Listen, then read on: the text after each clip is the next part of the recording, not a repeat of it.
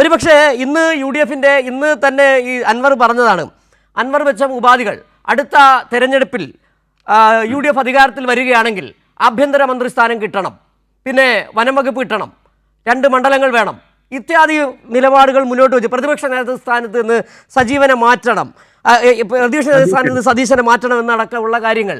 ശരിക്കും പറഞ്ഞാൽ ഇതിനൊരു തമാശ എന്ന് പറഞ്ഞു കഴിഞ്ഞാൽ ഇന്ന് വേണമെങ്കിൽ കാര്യമായിട്ട് അങ്ങ് സമ്മതിക്കാവുന്നേ ഉള്ളൂ. ഇപ്പം ഏറെക്കുറെ ബോധ്യപ്പെട്ട് കഴിഞ്ഞിട്ടുണ്ട്. ഇത് 3-ാം സ്ഥാനത്ത് പ്രതിപക്ഷ നേതാ സ്ഥാനത്ത് ആര് വരുമെന്നുള്ള കാര്യത്തിലൊക്കെ ചർച്ചകൾ ഇവിടെ നടക്കുകയാണ്.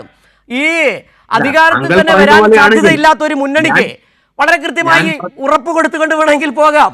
അതായത് ആഭ്യന്തരമന്ത്രി സ്ഥാനം കൊടുക്കാം. നേരത്തെ തന്നെ ഇതുമായി ബന്ധപ്പെട്ട് ചില മണ്ഡലങ്ങൾ അൻവർ ചോദിക്കുകയും ചെയ്തു, അതൊക്കെ നമ്മൾ കണ്ടതാണ്. പക്ഷേ താങ്കൾ പറഞ്ഞതിൽ നിന്ന് നമ്മൾ കണ്ടത് ചർച്ച ചെയ്ത കുറെ വിഷയങ്ങളാണ്. അല്ല ശ്രീ ജോർജ് പൊടിപ്പാറ, ചർച്ച ചെയ്തതാണ് അൻവർ വന്ന സാഹചര്യം, അൻവർ LDF-നൊപ്പം നിന്നത്, ഇപ്പോൾ മാറിപ്പോയതൊക്കെ നമ്മൾ കണ്ടതാണ്. ഇപ്പോൾ കറക്റ്റ് ചിത്രം തെളിഞ്ഞിരിക്കുന്നു. 10 പേർ ഈ തെരഞ്ഞെടുപ്പിന്റെ രംഗത്തുണ്ട്.